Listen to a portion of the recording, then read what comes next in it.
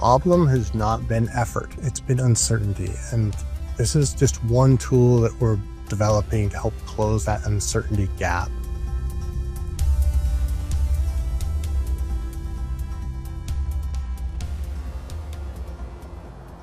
Join me live on our YouTube channel on June 30th, where I'm going to talk about continuous AeT monitoring and how you can set your training zones with confidence. If you've ever wondered whether your training zones are right, come join me. The link is in today's show notes. Every endurance athlete who trains with a heart rate monitor has had the same experience. You head out for your easy aerobic run, you settle into what you think is the right effort, and you finish the workout, maybe not sure that the work you did matched the work you were meant to do. You had a number, but you just weren't sure if the number was right. Today, we're going to talk about how we're trying to close that gap. We built a tool inside Uphill Athlete that reads your training every week and tells you where your aerobic threshold actually is based on the training you've done and not on a special test. And then we did something equally important, which was we tested it against ourselves, and we basically ran a statistical analysis of the programmatic way of determining aerobic threshold, the manual way of doing it as a coach versus having the athletes do it themselves. So we're going to tell you exactly what we found, including the parts that maybe aren't that flattering. And I'm joined today by Mr. Will Zittlau. Will led the build of this on the software side. He's an Uphill athlete himself and a technical project manager by trade. Will, thanks for being here. Yes, Steve. Thanks for having me. I'm excited to talk about this. It'll be fun. I think it's a pretty important problem that we're solving because the problem is sort of the basis for so much of what we do. And it's something I've been working for a long time. I've been working towards this for a long time. And it's pretty fun to finally have the first parts of this be visible to people. So one of the insights that I've had from my the last 10 years at Uphill Athlete is that athletes do care about the work that they do. They put in the training, they put in the long, slow distance, they're consistent, they're patient, but what they often can't do on their own is know whether the effort they put in is the right effort. The one number this whole thing turns on is your aerobic threshold, which we call the AeT. And that's the point, just a little refresher, where your body's reliance on fat as a fuel source starts to give way to carbohydrate. Your aerobic and your glycolytic systems, as we sometimes call them, are always working together. There's no switch that flips hard from one system to the other. But what changes as you go harder, train harder, run harder, climb harder, is the balance. Below your aerobic threshold, aerobic fat oxidation is dominating, and lactate production and clearance are in balance.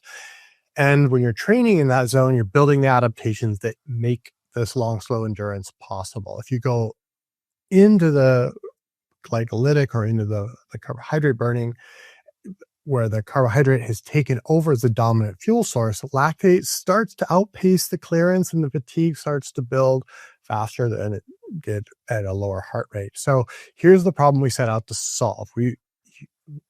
You want to do a workout that builds your aerobic engine, but if your aerobic threshold number is not set correctly, especially if it's set too high, the easy workout that you thought was building your aerobic system is actually pulling you into anaerobic metabolism.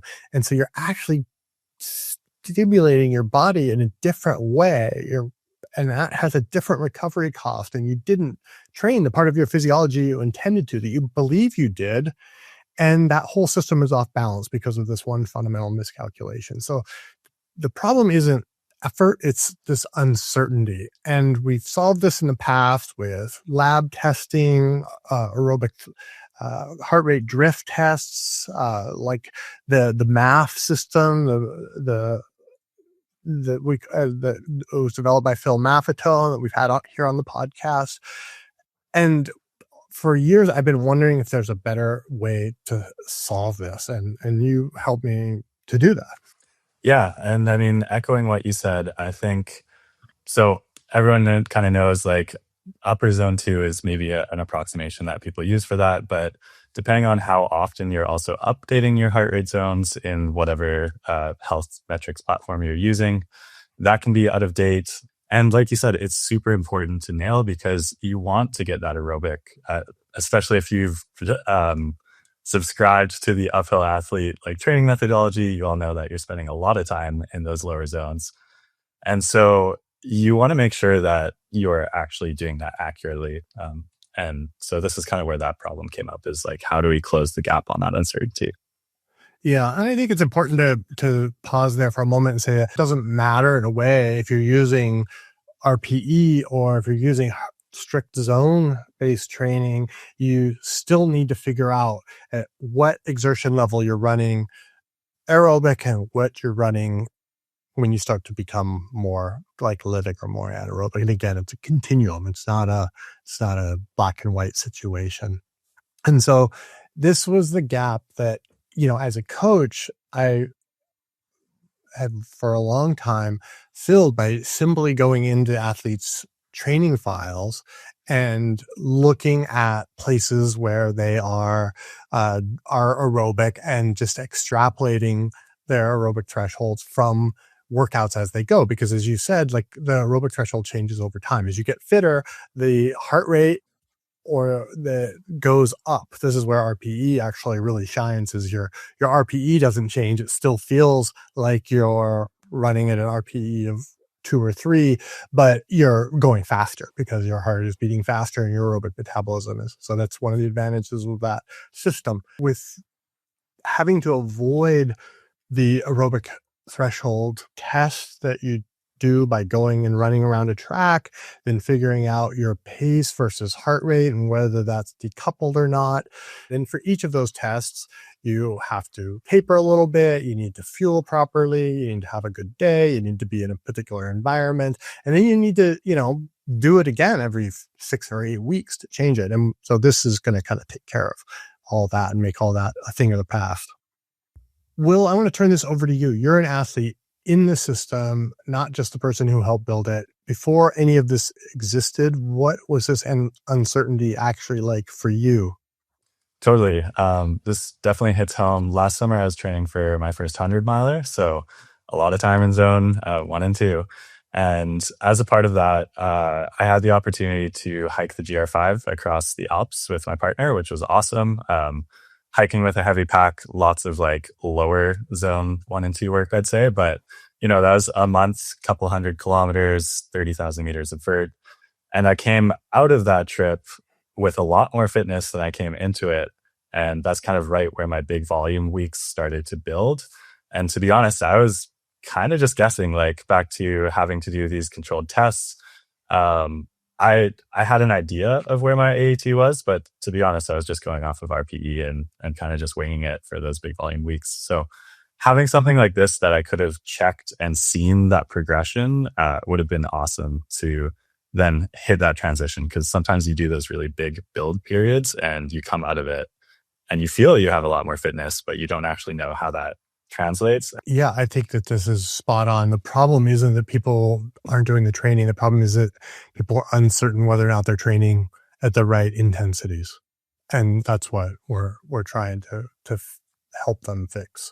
So let's talk about what we actually built. You want to give us a walkthrough of what Continuous Aerobic Threshold is and what it's doing each week? Maybe you could pull up the Yeah. dashboard and training groups and give us a little tour there. So what you're seeing here, if you're a member of training groups, this is the training groups dashboard that you get to see. And right front and center, we've put those thresholds that we've talked about. So AeT being the dominant one of this conversation so far. But we also have ANT and then your AeT, ANT delta. The goal there is to actually show your progression, as opposed to anyone that's done fitness training knows, it can be like you can go weeks without feeling like you're making any progress. And then one day, you stick with it and a flip switches and suddenly that workout starts to feel easier. Well, we're hoping that this bridges the gap and you can actually see that progress, even though you might not, small subtle changes week over week, you might not notice physiologically, but we're hoping we can pick that up and actually show you that trend line of your fitness growing, basically. So that's what Continuous AeT is. It's going to be a 4-week moving average and just showing you that progression over time based on the workouts you're uploading. ANT on the other side, a lot of fitness platforms will show you this number. It's a bit easier to calculate, but ANT is going to be the upper end of your zone 3, that threshold heart rate. And then the third value that we're showing is the actual AeT ANT delta, which has some interesting implications that Steve can talk to a bit more. Yeah, thanks, Will. I think that this has been the vision I've had for a long time, is to be able to make the aerobic threshold visible to people. And, you've helped me realize that we could actually calculate AET on a daily basis, but there's a few reasons that we don't do that or don't want to do that. And the one is that it changes a little from day to day, depending on your rest and fatigue and hydration, dehydration, heat, altitude. All kinds of variables could affect your heart rate and your aerobic threshold that day. And we have to remember, like so many of these models, and we've talked about this from day one of Uphill Athlete, like you have to remember, we're not inventing anything new. We're just taking what is conventional endurance training understanding and translating it for non-conventional sports. And since we're not running around a track where we can easily use pace to measure, we're not riding bikes where we can easily use watts to measure, we need this tool to make our fitness progress visible. And if we look at it every day, it's going to drive us crazy. And we're going to give it, just by default, like that, because we're humans, we're going to give it too much importance.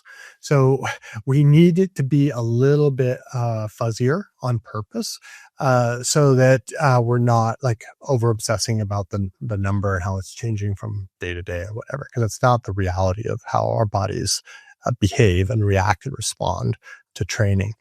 So, Steve, I mean, we've talked a lot about AET and what it is and what we're trying to do with it, but how would athletes actually get this value before? Like with your coached athletes, what are you prescribing for them to update this manually?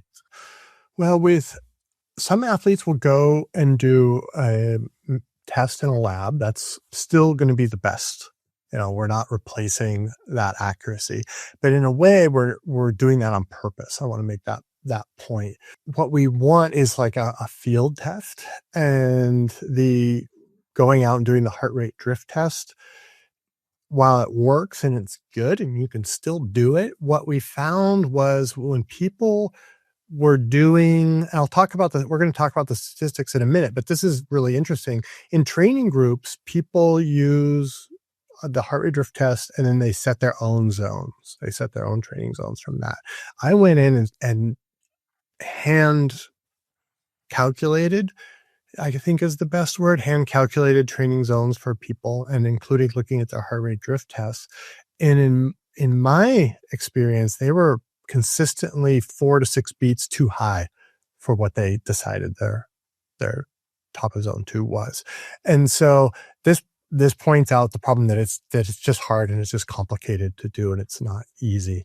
And so I wanted to,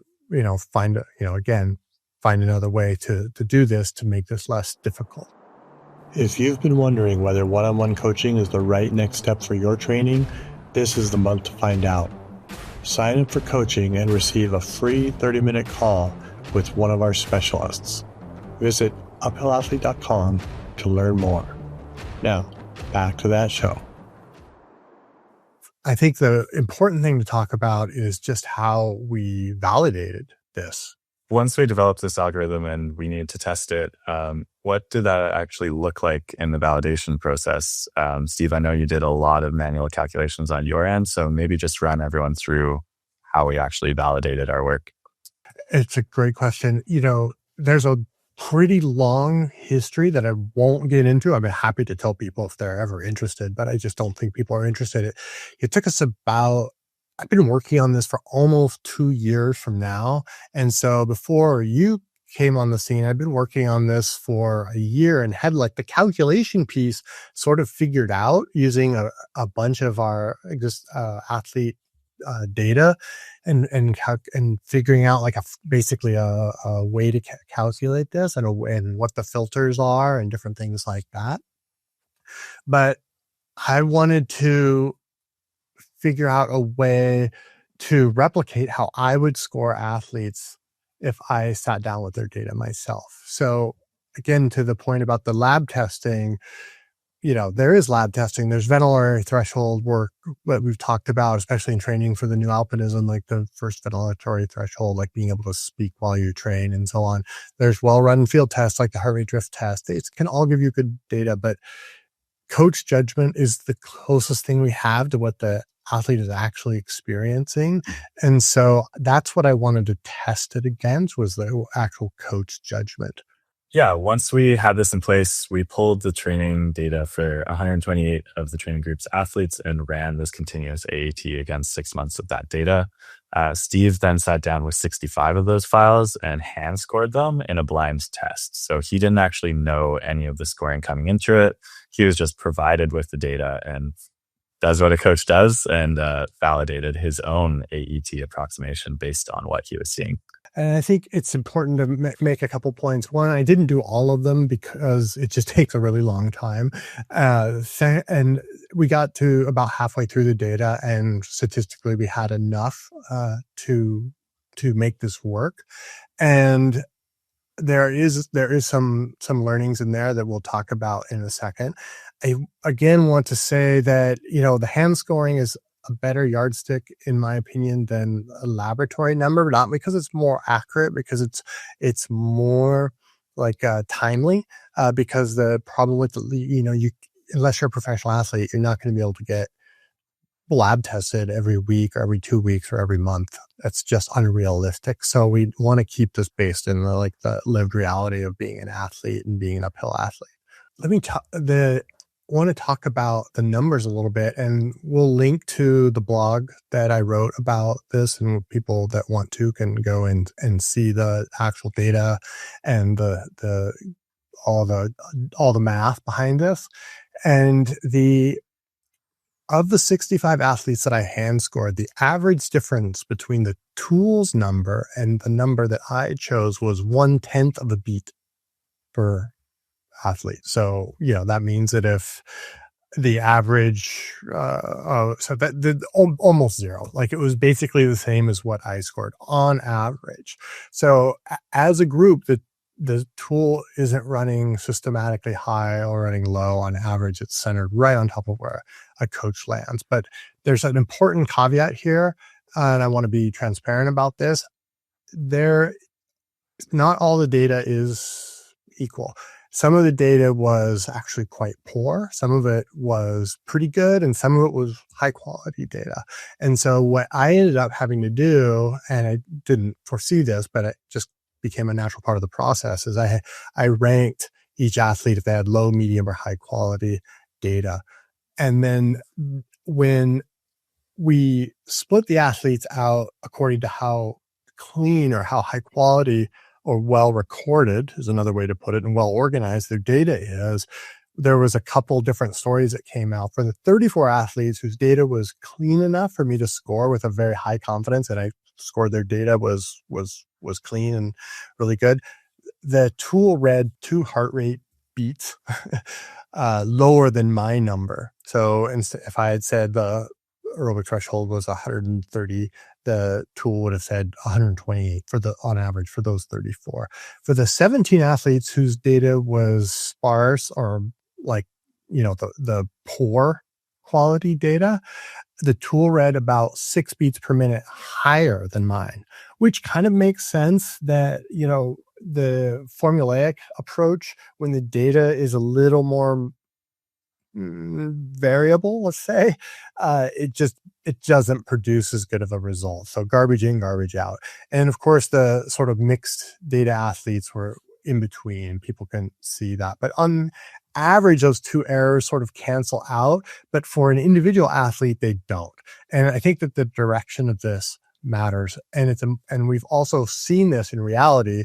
And Will, you and I have both had a bunch of messages about this from athletes in the training groups, because they've been using this for a while now.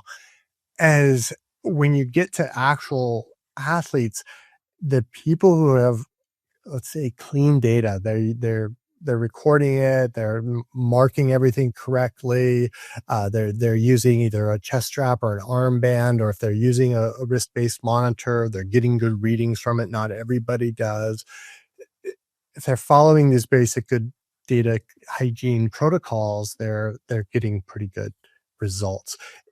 It's the people who are switching between different modalities a lot, especially, unfortunately, like cycling, especially mountain biking, really, that we've had to just rule out. We just don't look at mountain bike data, for example, because think about it, like the mountain bike data is completely the inverse of what we want. It's the heart rate is the highest when people are going the slowest, right? And it's the lowest when they're going the fastest. They're going downhill on an easy downhill, right? So like there's some things that we learned around the process of improve that helped us improve our filtering, and it taught us a lot and improved a lot. But I want to be very clear, it's still very much a process. We're still working it out. There's still a ton of edge cases, and I'm also confident that it's just going to get better over time as we continue to work on it. Yeah, 100%. I think it's good to be clear that we're not claiming we've solved this problem outright, right? Like we're going to continue to learn, and Yeah. as you said, our process is going to continue to evolve. I think once we got it in the wild and actually got user feedback, as opposed to just data sets that we were running our own experiments against, it's been good to see the general feedback. And I think, like as you mentioned, that data filtering, I knew that was going to be an area of challenge, but in real world use, there's so much variety, right? The real world is very dynamic, and so it's hard to have a one size fits all solution, but we're trying to get there to fit the average athlete, right? The biggest problem that we were seeing really is like heart rate drop off in the middle of a workout or big spikes. If you use a wrist based watch, that's a lot more likely to happen. So back to the data cleaning, things like a chest strap heart rate monitor, that's going to give cleaner data. Depending on the workout you're doing, like obviously running on a track or on a road is going to be more representative than a trail run, potentially just because of terrain variations, and that can skewing stats. I mean, your heart rate is going to reflect, but there's just, once again, the real world is very dynamic. And so solving that from a data perspective has been a fun challenge, and something that like every week we learn more, get more feedback, and revisit it and say, actually, we need to look at this direction or adjust this. So I do expect it to get more accurate over time, obviously. Yeah. And when I first did the statistical analysis, I came back that the average was only 0.1 beats different than what my hand scoring was. I was flabbergasted. I was at first overjoyed, but my confidence was short lived, because when I actually kind of got into it, another way to break this down is that 62% of the athletes had a number within 5 beats of my hand score. So, and 77% were within 10 beats. So that's actually, to be honest, for me, it's not that great. Like it's the right direction. Like we're going to get there, but I want 99% of the athletes to be within 5 beats of my hand score. I think that that's ultimately where we want to go. And we're seeing some anomalies, like people 17 beats up or down from my hand score from the thing. And that's just not reliable. Like that's not actionable. So one of the reasons we're utilizing this in the training groups with real world athletes is it's a big enough group. We have statistical relevance, but it's a small enough group that we can really still communicate with them, and I can really still go in and hand score athletes from time to time and help figure out like where they're off. And it's really helped inform our improvements, right? Like how our especially filtering. I think the data filtering is one of the places where it's really useful. And teaching the group, I mean, I hate to say it, but we're kind of having to teach the group some data hygiene as well. Yeah. And for anyone that's confused, because I know we led saying that we were within 1/10 of a beat per minute, that's the average. And then obviously that disagreement range is going to be a lot wider per athlete. So that is taking into account positive or negative variance. When you take the average, it's actually 1/10, which is awesome. But then on a single athlete, plus or minus 5, that would give you an average of 0, but both of those athletes were off, right? I think that's where we're trying to continue to improve and continue to run this in the real world with real athletes and figure it out. So yeah, we've still got some ways to go.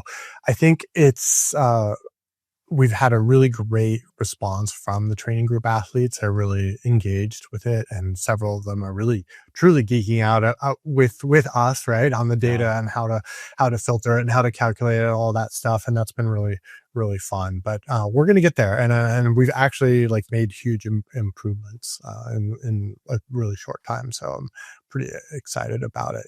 Anybody who wants to look at the statistics, the full write-up is in the blog post, will be linked to from this podcast episode. And there's going to be the full, numbers there. And so once we have this data computed, is this just being applied to athletes, or what's the vision there? So, okay, the system's found this value, then what? It's a great question. So this is actually very fundamental to our whole approach with data within Uphill Athlete, is that the program suggests, but the athlete always gets to decide it. And ultimately, if we're able to get this good enough that it's useful for one-on-one coaching as well, where it is very, very, very precise and coaches can rely on it. It's in that case also going to be very much a suggestion to the coach or additional data point. It's not going to ever replace them. And I think that that's super important. You can accept this and then adjust your zones, or you can, and we've done this. Like I did this with 2 training group athletes just today. I said like, hey, you know what? That number is not good. Like, I don't think that number is accurate. I think you should use something else. and then we build their zones off of that. And and then along the way, we're learning what all these edge cases are. So I think that's the right approach. I think a wrong approach, right, is just to have like too much confidence in this. It's not magic. It's still just a process that we're implying. Definitely. And I think we both fundamentally agree on that. Like, I think as software development evolves and gets potentially easier to coordinate vast amounts of data, at the end of the day, there's still decades of expertise under each of your coaches, and these tools should be used to surface insights, but not necessarily be used deterministically. And I think that that's kind of fundamental to the whole philosophy we have towards data as a coaching team as well. So one of the things that I think some of you have foreseen is that you could have your training zones calculated and for you, basically, because now you're going to have your aerobic threshold suggested. You're going to have your anaerobic threshold suggested from Training Peaks or Garmin or whoever's originating that number. And then you can build your whole zone system, and then you can convert that to RPE if you wish, or you can stick with the training zone, the heart rate zones. And that is like just kind of the next step. And we are working on that. And we talked about it in the live stream last week. So it's not a secret. There is still more to do. And I think it's still really interesting to work on this, but we still have to be very realistic about how accurate this is. And that's one of the reasons we just want to be transparent about, hey, this is working. It's working really well. And it's going to continue to get better and better over time. So my prediction is by the end of this year, we're in territory where it's very accurate. We're very confident in it, and we'll be able to show that through these kind of statistical analyses. Yeah, I'm excited for it. And so, I mean, just to close off, like, what does this mean for the average athlete if you don't have access to those lab tests, as you've mentioned? What does this really unlock? Because you mentioned you've wanted this for quite a long time. Yeah, I think it unlocks a lot.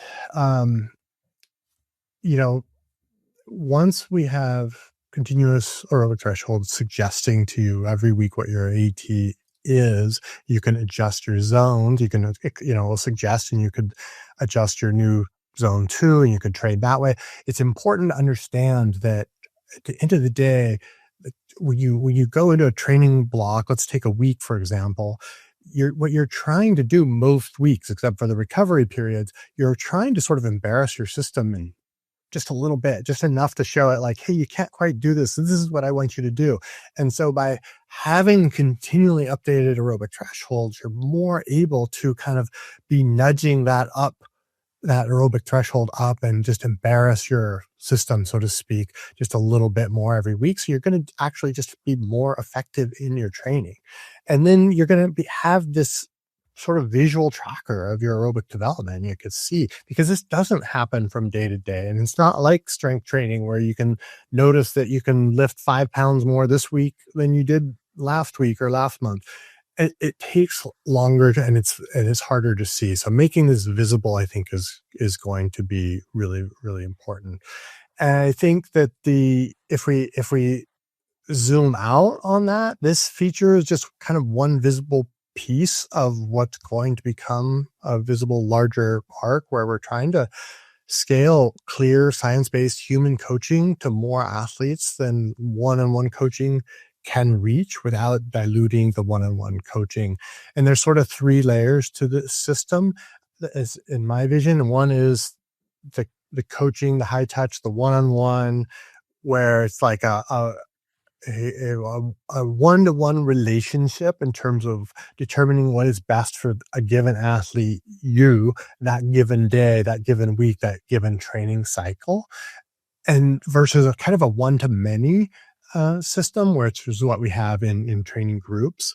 And the training groups is, in a lot of ways, I see it as a continuity layer. Like, people go and they want to train typically for 3-4 months, and they go and they do their climb or they run their race. And then they want to continue and at least maintain, if not continue to improve, but they maybe don't need that full, like, one-on-one dedicated high attention. Plus, it's sometimes a lot of pressure. And they can kind of drop back into training groups and have that continuity.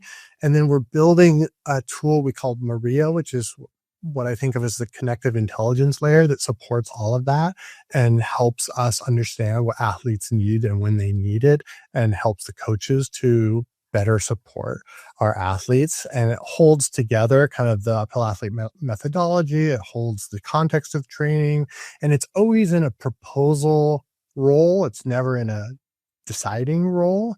And whether you're in training groups, you're in the governor of your own numbers and accepting suggestions. And if you're a coach, then you're the one that is getting the suggestions, and then your work is able to be made faster, more accurate.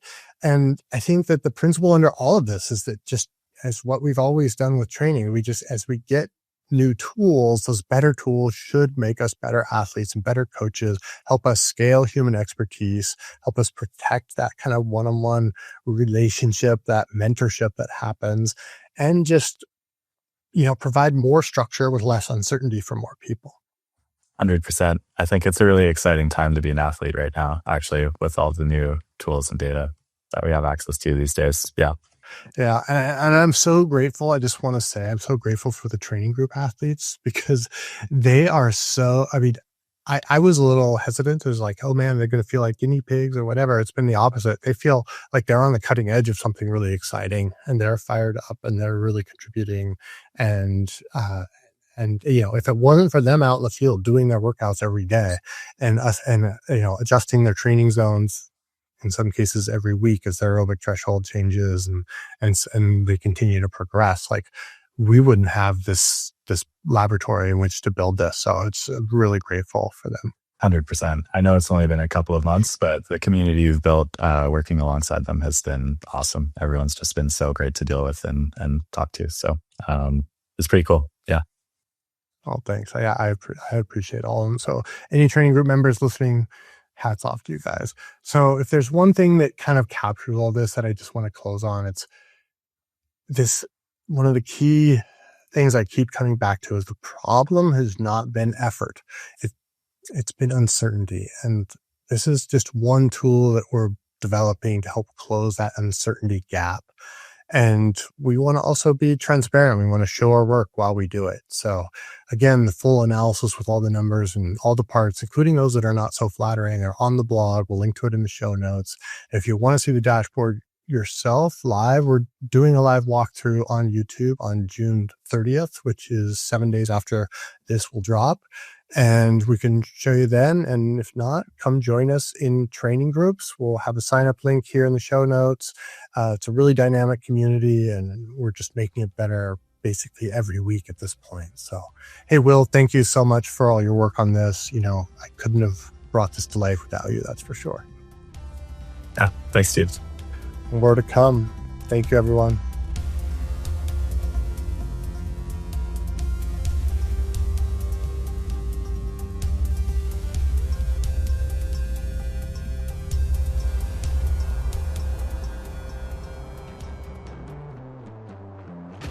Hey, real quick before you go, everything we publish, the articles, new podcast episodes, and the live webinars are announced first in our newsletter.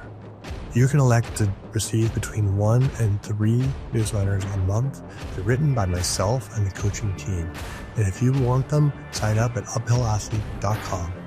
Thanks for listening, and we'll see you in the next one.